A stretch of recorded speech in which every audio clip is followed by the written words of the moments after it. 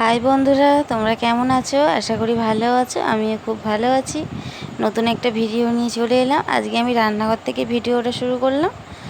দেখো, এদিকে আমি রান্না বসিয়ে দিয়েছি, আর এদিকে আমি মাছের মাথাটা ভেজে নিচ্ছি। আজকে পুঁই শাকের তরকারি করব মাছের মাথা দিয়ে, আর হবে পটল আলু ভাজা, পটলের খোলা বাটা, আর মাছের ঝাল। আর সেদিকে দেখো, আমি মুগ কড়াইটা সেদ্ধ করে নিয়েছি। আজকে টিফিনে মুগ কড়াই সেদ্ধ দিয়ে মুড়ি খেয়ে নেবো। সেদিকে মুগ কড়াইটা বসিয়ে দিয়েছি, আর ওদিকে আমি চায়ের বাসনগুলো যেগুলো ছিল সেগুলো আমি মেজে নিয়েছি। সেগুলোকে এবার ধুয়ে ওই ঝাঁকাটাই করে আমি গুছিয়ে রেখে দিলাম। এদিকে পুঁই শাকের তরকারিটা দেখো আমি বসিয়ে দিয়েছি। এখনও জল আছে অনেকটা, ওই জলটা শুকনো হবে আর আলুগুলোও সেদ্ধ হয়ে যাবে। ওদিকে মাছ ভাজা বসিয়ে দিয়েছি আমি। এদিকে দেখো, অনেকটা কাজই আমি এগিয়ে নিয়েছি। যেহেতু বাবুকে স্কুলে নিয়ে যাবো, সেই জন্য একটু তাড়াতাড়ি করছি। আমি কিন্তু এই সময়টা স্কুল থেকে চলে এসেছি, এসে ভাতটা বসিয়ে দিয়েছি, আর তোমাদেরকে দেখিয়ে দিচ্ছি রান্নার ফাইনাল লুকগুলো।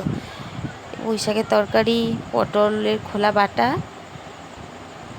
পটল আলু ভাজা, আর ওটা বাবুর জন্য এক পিস মাছ ভাজা রেখেছি। ও যেহেতু ঝাল খেতে পারে না, সেই জন্য।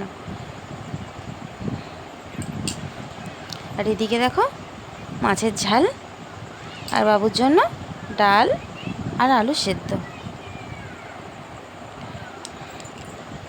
এদিকে দেখো, আমি ভাতটা বেড়ে নিয়েছি শাশুড়ি, শ্বশুরমশাই আর বাবুর জন্য, তিনজনের জন্য। বাবুর ভাত টাত খাওয়া গেছে, ও বাইরেটাই খেলছে।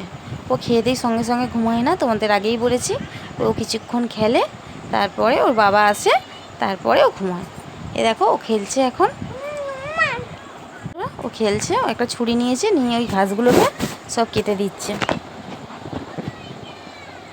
দেখো বন্ধুরা, আমি চলে এলাম সন্ধ্যাবেলা রান্না করতে। আজকে হচ্ছে তালের রুটি আর তালের পরোটা।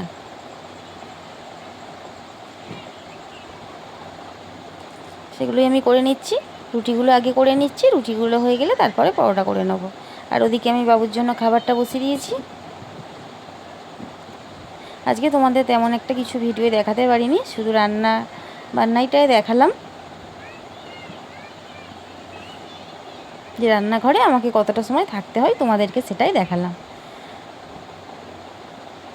দেখো, এদিকে আমার রুটিগুলো হয়ে গেছে, আমি এবার পরোটাগুলো করে নিচ্ছি।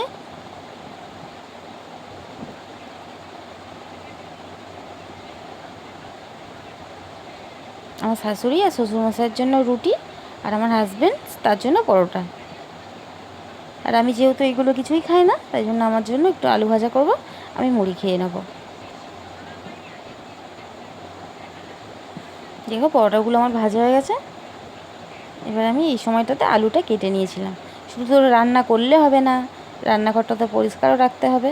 রুটি করতে ভালো লাগে, কিন্তু এই রুটি করার পরে যখন গ্যাসের ওইগুলো নোংরা হয়ে যায় না, প্রচণ্ড বিরক্ত লাগে। দেখে না, গুঁড়োগুলোকে পরিষ্কার করে দিলাম। এই গুঁড়োগুলো যতক্ষণ না পরিষ্কার করবো ততক্ষণ আমার হবে না পরিষ্কার। সঙ্গে সঙ্গে আমি রুটি হবে, সঙ্গে সঙ্গে আগে পরিষ্কার করব, তারপরে কিছু বসাবো। এখন দেখছো আমি এটা করে নিচ্ছি। আমি চাটা বসিয়ে দিলাম। চাটা কিন্তু বসিয়ে দিয়ে আমি ওদিকে আলুটা কিন্তু কেটে নিয়েছিলাম ওই সময়টা। এদিকে দেখো, আমার চাটাও লিকার চাটা হয়ে গেছে। আমি লিকার চাটা আগে ঢেলে নিচ্ছি, নিয়ে এবার দুধ চাটা করে নেব।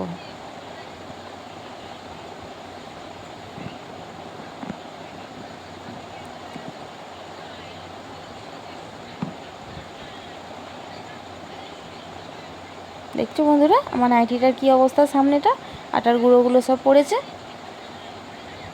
এই রান্না ফান্না হয়ে গেলে আমি নাইটিটাও আমি চেঞ্জ করে নেব, কারণ বাবু আসছিল মাঝে মাঝে, আটাগুলো উনি ছড়াচ্ছিল, সেই জন্যই আমার বেশি আরও গায়ে পড়েছে। দেখো, ওদিকে আমার চা হয়ে গেছে। আমি এবার রুটিগুলো করে নিচ্ছি, আলু ভাজাটা ভেজে নিচ্ছি। আলুটা আমি ভেজে নিচ্ছি, এবার নুন হলুদ দিয়ে দিলাম। তার আগে দুটো শুকনো লঙ্কা দিয়েছিলাম, যেহেতু আমি ঝাল খেতে ভালোবাসি, তোমাদের আগেই বলেছি, সেই জন্য।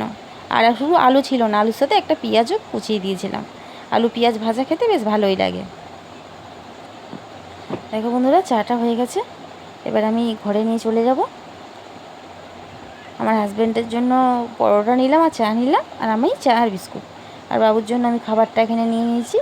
আর আলুটা দেখো আমার ভাজা হয়ে এসছে, আমি চাপা দিয়ে রেখে চলে যাব। ঠিক আছে বন্ধুরা, ভিডিওটা আমি এখানেই শেষ করছি। দেখা হবে কাল নতুন একটা ভিডিওর সাথে। টাটা।